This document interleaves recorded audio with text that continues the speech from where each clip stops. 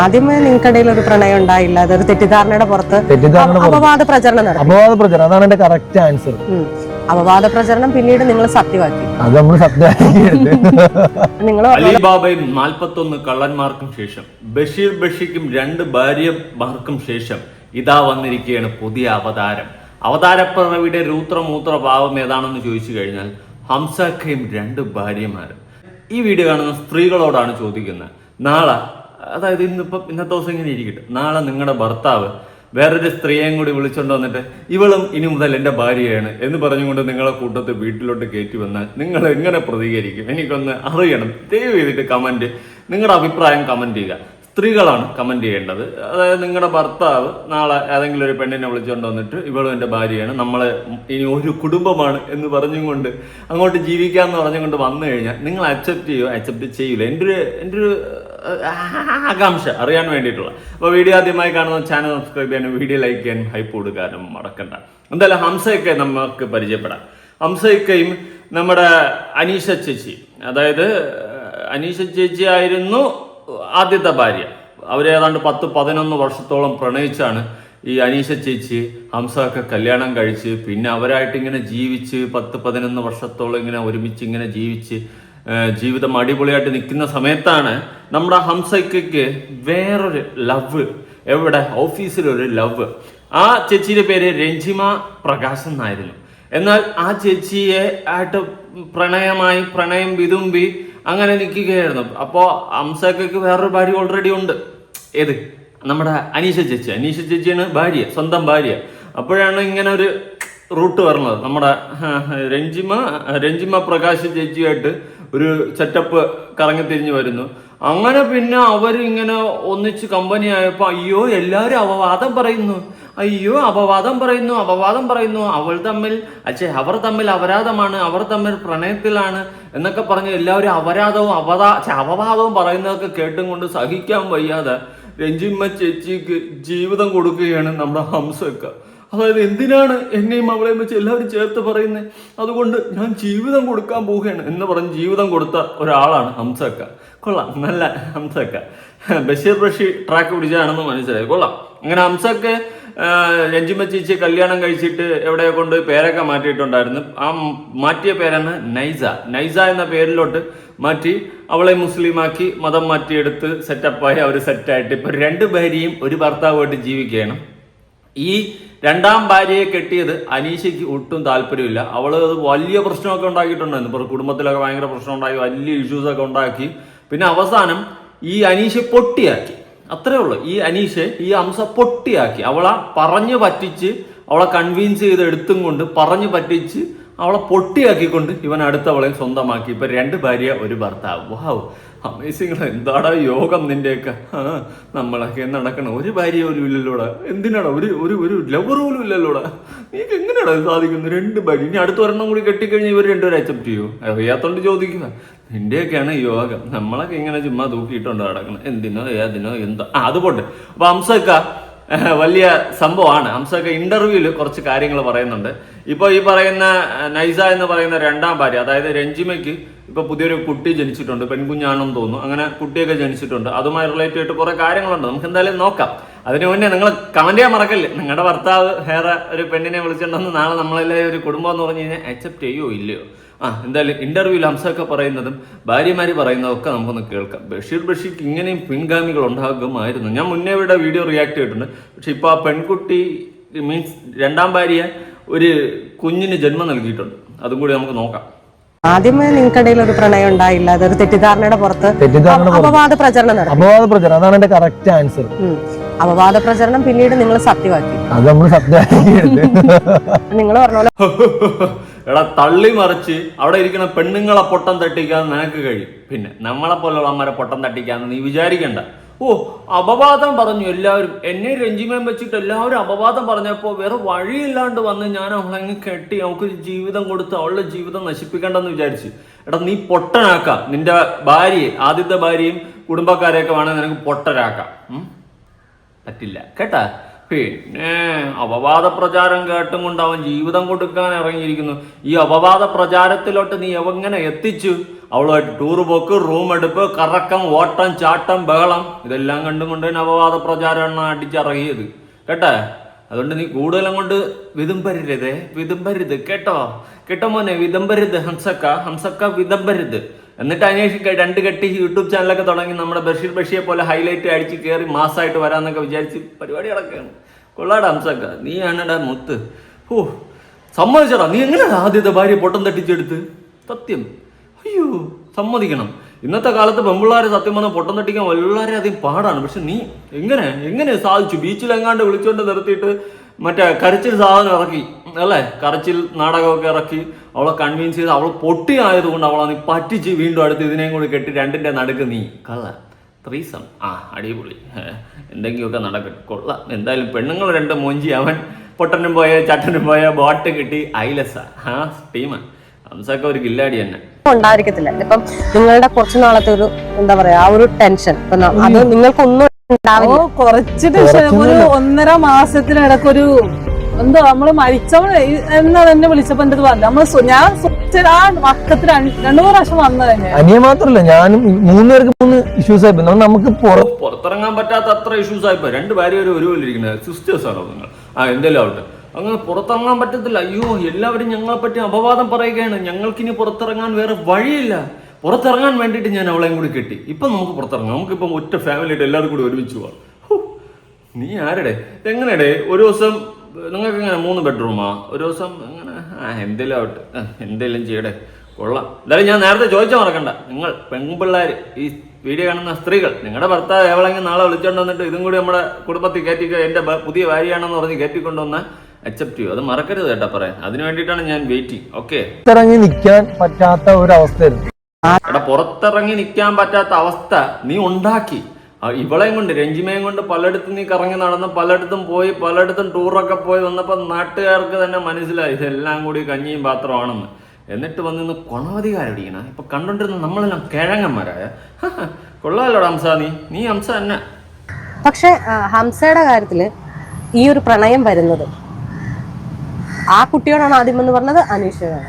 പ്രണയമൊന്നും പറയാൻ പറ്റത്തില്ല. ഞങ്ങള് ആക്ച്വലി ഒന്നിച്ച് വർക്ക് ചെയ്തായിരുന്നു, ഒന്നിച്ച് വർക്ക് ചെയ്തത്. അപ്പൊ ഇന്ന് ഞങ്ങളുടെ ഓഫീസിൽ നിന്ന് ഇതേ ട്രിപ്പ് പോയിരിക്കുവാണ്. ഈ ഒക്ടോബർ നമ്മൾ ട്രിപ്പ് പോയായിരുന്നു ഓഫീസിൽ എല്ലാരും കൂടെ ചേർന്ന്, ഒരു ബസ്സിലാ പോയ. അന്ന് നമ്മൾ ട്രിപ്പ് പോയിട്ടൊക്കെ വന്നു. അപ്പോഴും ഞങ്ങളുടെ മനസ്സിൽ യാതൊരു ഇതും ഉണ്ടായിട്ടില്ല. അതിനുശേഷം ഞങ്ങളൊരു 9 പേരല്ലേ, 9 പേരൊന്ന് ബൈക്കിലൊരു ട്രിപ്പ് പോയി. അന്ന് 10 പേരാണ് ആക്ച്വലി പോകാൻ വേണ്ടി ഇരുന്നത്. അപ്പൊ എന്റെ കൂടെ വരേണ്ട ആള് വേറെ ആയിരുന്നു, ഒരു ഫ്രണ്ട് ബോയ് ആയിരുന്നു. ആള് വന്നില്ല. അങ്ങനെ എന്റെ കൂടെ വരേണ്ട ആള് അന്ന് വന്നില്ല.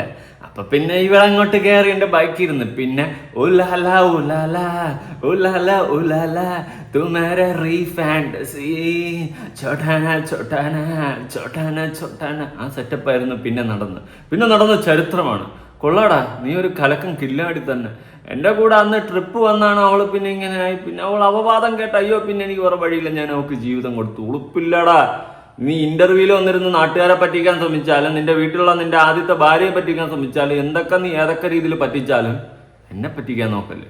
അല്ലെ നമ്മളെ പോലെയുള്ള കുറെ ആൾക്കാരെ പറ്റിക്കാൻ നോക്കരുത് കേട്ടാ. നല്ല 1-ാം തരം ഉടായ്പാണല്ലോടാ തക്കുടു വാവേ ഹംസക്ക. നീ ഹംസമാടയിൽ കൊള്ളാടാ. അയ്യോ, ബൈക്കിൽ പോയപ്പോ അവൻ പിന്നെ ഒരാളന്ന് വന്നില്ല. എൻ്റെ കൂടെ വരേണ്ട ഒരു ബോയ് ആയിരുന്നു, അവനന്ന് വന്നില്ല. പകരം എൻ്റെ രഞ്ജൂട്ടി കയറി. പിന്നെ രഞ്ജൂട്ടി എന്നെ നൈസ് ഔട്ടിയാക്കി. കൊള്ളലോടാക്കില്ലാടി നീ. ഒരു ദിവസം ബൈക്കിൽ കയറിയപ്പോ ഇങ്ങനെ. അപ്പൊ നിന്റെ ആരും ബൈക്കിൽ കയറാൻ പറ്റൂലല്ലോ ആർക്കും. ദയവ് ചെയ്തിട്ട് കുടുംബത്തിലുള്ള ആരും എന്നോട് ഒരു പെണ്ണുങ്ങളും ബൈക്കിൽ കയറല്ലേ. ബൈക്കിൽ കയറി കഴിഞ്ഞാൽ ഇവൻ ഉലാല ഉലാല ഉലാല ഉലാല തുമാരെ റീ ഫാന്റസി ആക്കിക്കൊണ്ട് പൊക്കളയും. അതുകൊണ്ട് ഒരു പെണ്ണുങ്ങളും കുടുംബത്തിലെന്നോ നാട്ടിൽ നിന്നോ വീട്ടിൽ നിന്നോ ഏരിയെന്നോ ജോലിന്നോ കയറല്ലേ. കയറി കഴിഞ്ഞാൽ 3-ാമത്തെ ഭാര്യയെ അവൻ വീട്ടിലാക്കും. അതാണ് അവസ്ഥ. കൊള്ളാം. ഞങ്ങൾ പോയിട്ട് വന്നു. അതിനുശേഷം ഉണ്ടായ എന്തുവാ രാസമാറ്റം പറയാൻ മനസ്സിലായി. രാസമാറ്റമല്ല, അത് കറക്റ്റാണ്. ഞാനൊരു കോമഡിക്ക് നമ്മൾ കുറച്ചുപേര് പോയിട്ട് അതാണ് കറക്റ്റ്, രാസമാറ്റം. ഒരു ദിവസം ബൈക്കിൽ പോയപ്പോ തന്നെ രാസം നിനക്ക് ഇങ്ങനെ മറിയടത്തേ. എനിക്കറിഞ്ഞൂടേ എങ്ങനെയാണ് ഈ അനീഷ് ഇത്രയും പൊട്ടിയായെന്നാണ് ഞാൻ ആലോചിക്കുന്നത്. ഇവനെപ്പോലെ ഒരു കഴിപ്പണം കെട്ടവൻ പറഞ്ഞ് വിശ്വസിപ്പിച്ച് തിരിച്ചെടുത്തപ്പോൾ അവളെല്ലാം വിശ്വസിച്ചുകൊണ്ട് ഓക്കെ ഏട്ടാ പറ്റിയല്ലേ, ഇനി വേറെ വഴിയില്ലല്ലേ, നമുക്ക് പിന്നെ കുഴപ്പമില്ല, എല്ലാവരും കൂടി ഒരുമിച്ച് അങ്ങ് ജീവിക്കാം. ഏട്ടൻ്റെ 2 ഭാര്യ, കൊള്ളാം. ഇക്കവും ഫീല 2 ഭാര്യമാരും രണ്ടാമത്തത് എനിക്ക് തോന്നുന്ന അറിഞ്ഞു വെച്ചും കൊണ്ടുള്ള പരിപാടി ചെയ്തതാണ്. പക്ഷെ ആദ്യത്തതാണ് മുഞ്ചിയത്. ആദ്യത്തെ അവളെ നൈസായിട്ട് പറ്റിച്ചു. രണ്ടാമത്തെ ആൾ ഇതെല്ലാം അറിഞ്ഞു വെച്ചും കൊണ്ട് കയറി വന്നു. സത്യം, കറണ്ടും വന്നു. ഓക്കെ, അപ്പോൾ രണ്ടാമത്തെ ഭാര്യ ഇവൻ അവക്കെല്ലാം അറിയായിരിക്കും മേ ബി. ആദ്യത്തെ ഭാര്യ നല്ലപോലെ പറ്റിച്ച് അവളെ മൂഞ്ചി ചാടി അണ്ണാക്കി കൊടുത്തെന്ന് പറയാം. ആ ഒരു ഫോട്ടോ ഇപ്പൊ ഞങ്ങള് പോയിട്ട് വന്ന് അപ്പൊ ആ കുറച്ച് ഫോട്ടോ കണ്ടിട്ട് ഞങ്ങളുടെ ഫ്രണ്ട്സ് തന്നെ കുറച്ച് പേര് കമന്റ് ചെയ്യാൻ തുടങ്ങി ആ വാട്സപ്പ് ഗ്രൂപ്പില്. അങ്ങനെയാണ് അനി ചോദിക്കുന്നത്, ഇവർ ഇങ്ങനെയൊക്കെ ചോദിക്കുന്നത്. അങ്ങനെ അവിടെ നിന്നാണ് ഇതിന്റെ സത്യം പറഞ്ഞ ഉറവിടം. അങ്ങനെയാണ് തുടങ്ങി. എടാ എണീച്ച് പോടാ തള്ളാതായിരുന്നു. രണ്ടുപേരും ബൈക്കിൽ കയറി പോയി കഴിഞ്ഞാൽ എല്ലാരും കൂടി അങ്ങ് പറഞ്ഞപ്പോ അതിന്റെ ഇതിൽ അവിടെ നിന്നാണ് ഇതിന്റെ ഉറവിടം. നാണം ഉണ്ടാടാ നിനക്ക് വന്നിട്ട് തള്ളി മറിക്കാൻ. ഇത് നമ്പാൻ കുറെ എണ്ണം കാണും. അയ്യോ, രണ്ടുപേരും ഒരാണും ഒരു പെണ്ണും ബൈക്കിൽ പോയപ്പോ അങ്ങ് മൊത്തം നിന്നെ പറ്റിയായിരുന്നു ചർച്ച. നീ ആരുടെ? ദുൽഖർ സൽമാനാ നിന്നെ പറ്റി അത്രയ്ക്ക് അങ്ങ് ചർച്ച ചെയ്യാൻ? തള്ളി അങ്ങ് മറിക്കുക. ഞാനും അവളും കൂടി ബൈക്കിൽ പോയപ്പോൾ പിന്നെ അത് തന്നെയാണ് ചർച്ച. നാട്ടിൽ ചർച്ച, വാട്സപ്പ് ഗ്രൂപ്പിൽ ചർച്ച, ലോകത്ത് ചർച്ച, എന്തിന് 24 ഏഷ്യാനെറ്റ്, മനോരമ, മാതൃഭൂമി ന്യൂസിലടക്കം ചർച്ച. തള്ളുക വന്നിരുന്നു. ഇതിന് മാത്രം എന്ത് ചെയ്ത്? അങ്ങനെ ബൈക്കിൽ പോയപ്പോൾ ഒന്നി കെട്ടിപ്പിടിച്ചിരുന്നാൽ വല്ലതൊക്കെ ചെയ്ത് വെക്കാണ്. അങ്ങനെയാണെങ്കിൽ ചർച്ച ഉണ്ടാവും. അല്ലാണ്ട് അത്രയും കിഴങ്ങന്മാരല്ലേ നാട്ടിലുള്ളവന്മാര് കേട്ടാ. അങ്ങ് ചർച്ച പോലെ ചർച്ച, തള്ളും വരട്ട തള്ളു ഹംസക്ക. പിന്നെ അത് സംസാരമായി. അപ്പം ആളെന്നോട് ചൂടാവണം, എന്താണ് എനിക്കിത് ഇപ്പൊ എല്ലാരും എന്നോട് ഇതാവുന്നല്ലോ, ഞാനിതിന് എന്ത് ചെയ്ത് എനിക്കിത് മാറ്റണ്ടേ. അപ്പൊ പയ്യപ്പയ്യ സ്വാഭാവികമായിട്ട് പെൺപിള്ളേരല്ലേ, അവർക്കും സാധാരണയായിട്ട് ഉണ്ടാകുന്ന ഒരു ആ ഒരു സംശയം എന്ന് വേണമെങ്കിൽ പറയാം. അപ്പം അനിയ അതുവരെ ഏറ്റവും ഫ്രീ ആയിട്ട്. പിന്നെ ഇതങ്ങ് ഭയങ്കരമായിട്ട് പിന്നെ അങ്ങ് മെഴുകി. ഇപ്പുറത്ത് പൊട്ടി കണക്കിനിരിക്കുന്നു അനീഷ, ആദ്യത്തെ ഭാര്യ. അവള് ഇവനെ നമ്പി ഇവനെ വിശ്വസിച്ച് എല്ലാം കോണത്തെ കോട്ടയട്ട എന്ന് പറഞ്ഞുകൊണ്ടിരിക്കുന്നു. സത്യമുള്ള കാര്യം പറയാം, അവളെ പറ്റിച്ചില്ല. ലിറ്ററലി അവളെ പറ്റിച്ചവൻ. അത് കേട്ട് വിശ്വസിച്ച് മണ്ടി വെറും പൊട്ടിയാണ് ആദ്യ ഭാര്യ എന്ന് ഞാൻ പറയാം. സീരിയസ്ലി, നീ എങ്ങനെയാണ് ഇതൊക്കെ വിശ്വസിച്ച് ഇവന്റെ തള്ളും കേട്ടും കൊണ്ട്? അയ്യേ, ഉടനെ ജീവിതം കൊടുക്കാൻ ഇറങ്ങി തിരിച്ചിരിക്കുകയാണ് കൊച്ചു കള്ളൻ. നോക്കിയിരുന്ന് നീ പ്ലാൻ ചെയ്ത് ഒന്നുകിൽ ഗ്രൂപ്പിൽ ഇത് സംസാരിപ്പിച്ചാണ് നിന്റെ ഫ്രണ്ട്സിനെ കൊണ്ട്. ഇത് നേരത്തെ ഓൾറെഡി എനിക്ക് ഇവളെയും കൂടി ഒന്ന് റൂട്ടാക്കി സെറ്റ് ചെയ്ത് എന്തെങ്കിലും ഒരു പ്ലാനിങ് ഉണ്ടാക്കണം. അതിന് വേണ്ടിയിട്ട് നിങ്ങൾ ഇങ്ങനെ എന്തെങ്കിലും കുറേ സാധനങ്ങളൊക്കെ ഇട് എന്ന് പറഞ്ഞുകൊണ്ട് ഉറപ്പായിട്ട് ഈ സാധനം പ്ലാൻ ചെയ്തതാണ്. ഇവൻ പറഞ്ഞല്ലോ 10 പേരിൽ ഒരാൾ വന്നില്ലെന്ന്. ആ ആളിനെ വരുത്താത്തതും ഇവനായിരിക്കും മേ ബി. മനസ്സിലായി? ഇതെല്ലാം പ്ലാനിങ്ങാണ്. ഇതെല്ലാം നല്ല പ്ലാൻ ചെയ്തിട്ടാണ് ഇവൻ ഈ പെണ്ണിനെ സ്വന്തമാക്കിയത്. ഇവന്റെ ആദ്യ ഭാര്യയെ പൊട്ടിയാക്കി കൊണ്ടടക്കാം. അവള് നമ്പിയിരിക്കുന്നു. നിനക്ക് ഇത്രേ ഉള്ളൂ അനീഷേ വിവരം ബോധം. നീ എന്തായാലും ഈ വീഡിയോ കാണുമോ എന്ന് എനിക്കൊരു ഡൗട്ട്. ചിലപ്പോൾ കാണും മേ ബി. 10 പേരിൽ ഒരാൾ നീ ആയിരിക്കും. എങ്കിലും നീ ഇത് കേൾക്ക്. നീ ഇത്ര പൊട്ടിയാണോ? എനിക്കറിയാൻ പാടില്ലാത്തോണ്ട് ചോദിക്കുവാണ്. അത് കണക്ക് തന്നെ ഞാൻ താമസിക്കുന്ന ആലപ്പുഴ ടൗണിൽ തന്നെയാണ്. അപ്പൊ എന്റെ ഫ്രണ്ട്സിന്റെ ഇടയ്ക്കും എല്ലാ അനിയക്കാരും ഞങ്ങൾ അത്ര കൊച്ചിലോട്ട് ഞങ്ങള് അറിയാവുന്ന ആൾക്കാരെ കണ്ടിട്ട് 11 വർഷം ദാമ്പത്യം ഒന്നും മാത്രമല്ല 10 വർഷം സ്നേഹിച്ചിട്ടാണ് പിന്നെ കറക്റ്റ് 10ാം ക്ലാസ്സിൽ പഠിക്കുമ്പോഴത്തേക്കാണ് ഞങ്ങള്. അതായത് ഈ മഞ്ഞയാണ് അനീഷ ഏട്ടാ, മറ്റത് ആണ് പുതിയ ഭാര്യ. അപ്പോൾ 10ാം ക്ലാസ്സിൽ നിങ്ങൾ പഠിക്കുമ്പോഴേ പ്രേമിച്ച് ഭയങ്കര 10-11 വർഷത്തെ പ്രേമം, അത് കഴിഞ്ഞ് കല്യാണം കഴിച്ച് എന്നിട്ട് സ്ഥാനം സൂഫി.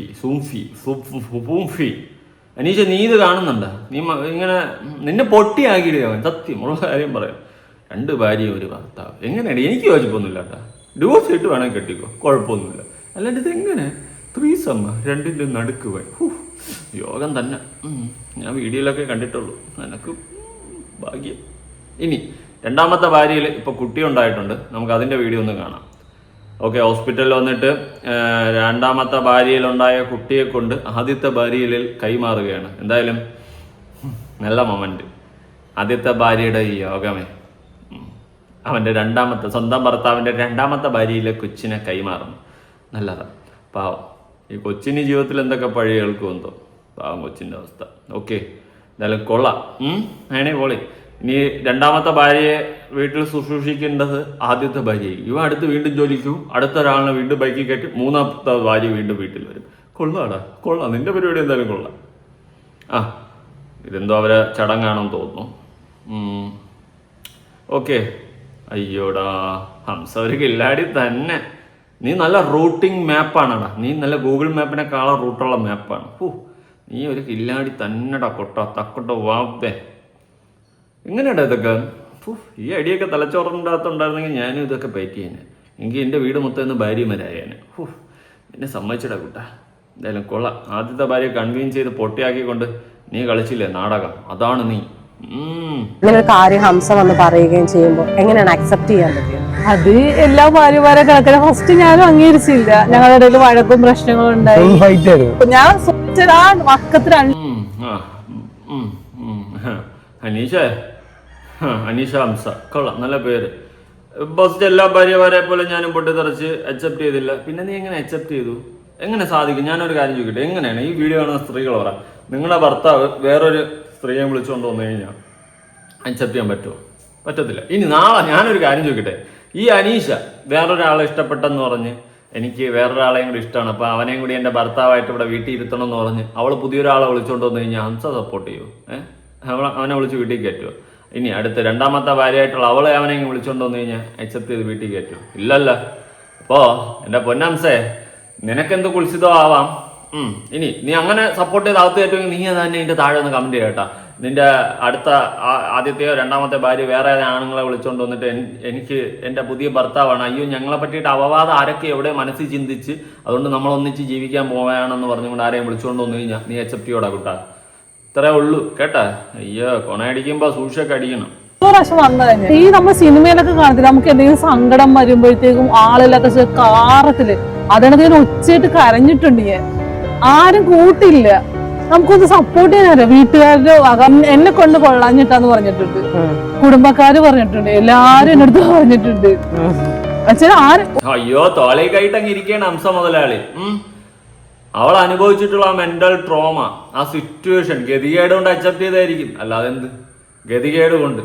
സത്യം പറഞ്ഞാൽ അനീഷയൊക്കെ ചെയ്യേണ്ട എന്താണെന്ന് വെച്ച് കഴിഞ്ഞാൽ ഇവനിങ്ങനെ ഒരു അഫെയർ ഉണ്ടെന്ന് പറഞ്ഞപ്പോൾ എടുത്തെറിഞ്ഞിട്ട് നിന്റെ കാര്യം നോക്കി പോകേണ്ടതാണ്. ഇതുപോലത്തെ കഴിപ്പണം കെട്ട പരിപാടിയും കാണിച്ചിട്ട് അവനെ പിടിച്ച് വീണ്ടും ഇരുത്തിയിരിക്കുന്നു. എനിക്കൊന്നും പറയാനില്ല, എനിക്ക് പുച്ഛമാണ് തോന്നുന്നു സത്യം ഇതുപോലത്തെ സിറ്റുവേഷനൊക്കെ കാണുമ്പോൾ. ബഷീർ 2.0.